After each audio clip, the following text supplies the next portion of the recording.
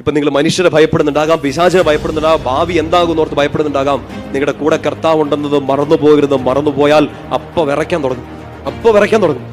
ഈ ബോധമുള്ളവന് സഹനങ്ങളോ വേദനകളോ ഒന്നും ഇല്ലെന്നല്ല. സഹനങ്ങൾ ഉണ്ടാവും, വേദന ഉണ്ടാവും, കുലുക്കം ഉണ്ടാവും, പിടിച്ചു കുലുക്കും. പക്ഷെ നേരെ നിൽക്കും. ഉണ്ടാവുന്ന സഹനങ്ങൾ നിങ്ങൾ അങ്ങനെ ഒന്ന് കണ്ടുനോക്കിയേ. വെറുതെ എന്നെ വേദനിപ്പിക്കാൻ, എന്നെ ശപിച്ച് തള്ളിക്കളയുന്ന കർത്താവല്ല.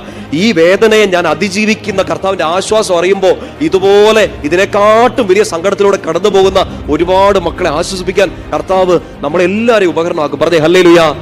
ഒരു ആശ്വാസവും കിട്ടാത്തൊരു സമയം ചിലപ്പോൾ നിങ്ങളുടെ മുമ്പിൽ വന്നേക്കാം.